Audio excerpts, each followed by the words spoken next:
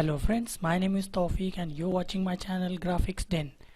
So in this video we are going to see the sharpen tool and the smudge tool. So basically the sharpen tool is totally opposite of blur tool. Blur tool, it blurs the image or the pixels that we apply to. On the other hand, the sharpen tool sharpens the image.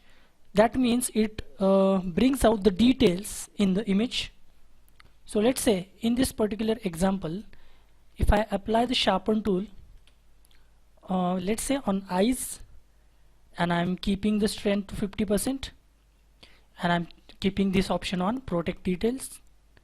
So first of all, I will create a duplicate layer by pressing Ctrl J, and if you are using Mac, then you can press Command J. I will turn this on. So if I draw the sharpen tool rather, I'm keeping the hardness to 0 over here. Then you can clearly see the difference. If I turn this off, turn this layer off, you can see this is the original image. I will zoom it out. This is the original image and this is the image that we have applied sharpen tool to. Then we can, as you can see, it has brought out some extra details from the image, so it sharpens the pixel. That's why we clearly see the pixels which are present in that area.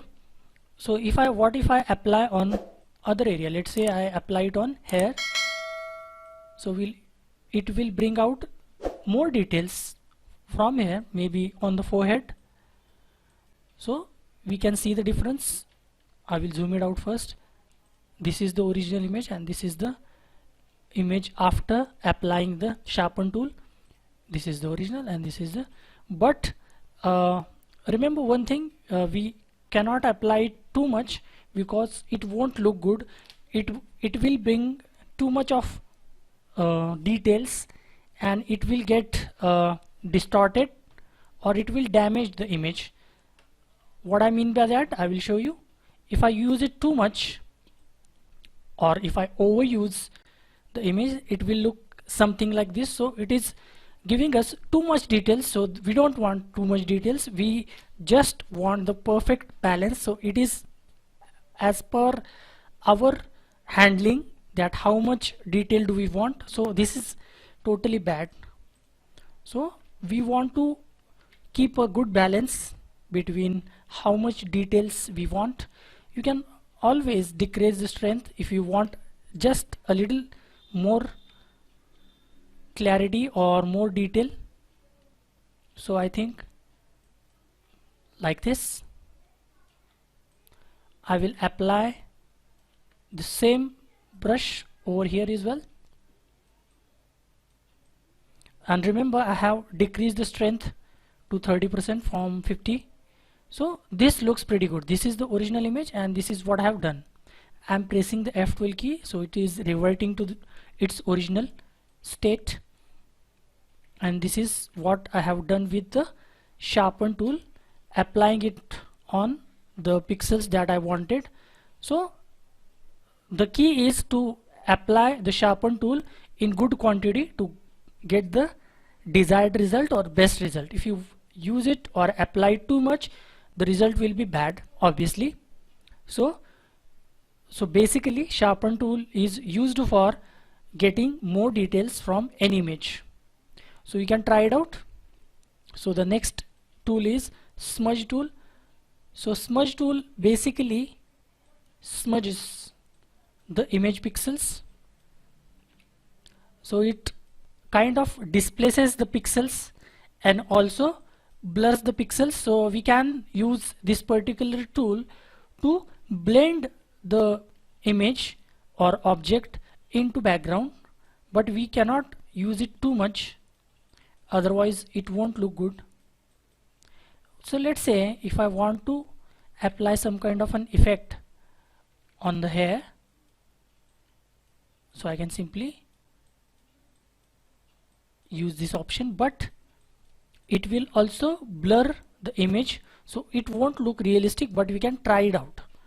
But on the other hand, on natural images, scenery images, we can for example, let's say I want to blend this skyline to this mountain top.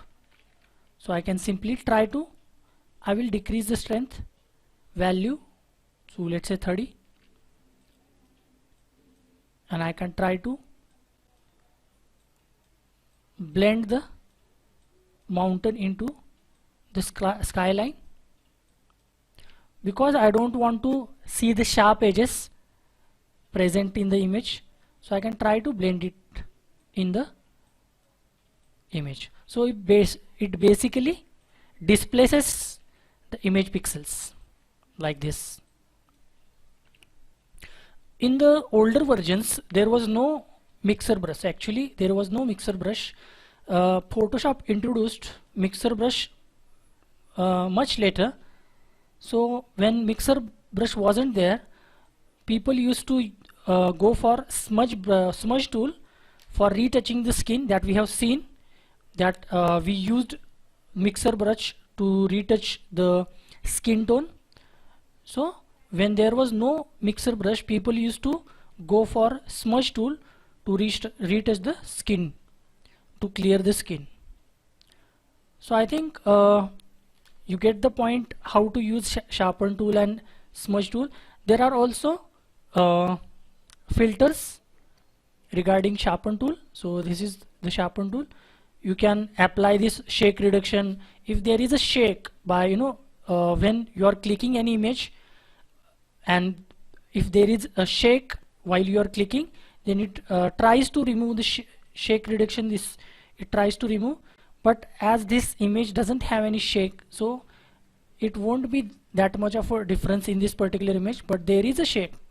If there is some kind of distortion caused by shaking our hands, then this tries to decrease the shakiness, and it also increases the sharpen amount. As you can see, it has already increased some sharpen amount. We can see more details already. I will cancel this because it is taking too much time. So there are other filters as well. You can simply check these out. Sharpen edges, sharpen more. Then we have smart sharpen, by using which we can increase the amount directly, and always keep the preview on so that you will get a real-time preview of what is happening to the image. Look, this is the original image, and this is after applying the sharpen amount. So you can also increase the radius, and this is if you want to reduce noise. And if there is some blur present in the image, this also reduces the blur. If you want some more values, then we have some more values over here, shadows, and you can simply check this out by changing the slider values. Just slide the values. So we will get a simple method to what these sliders do.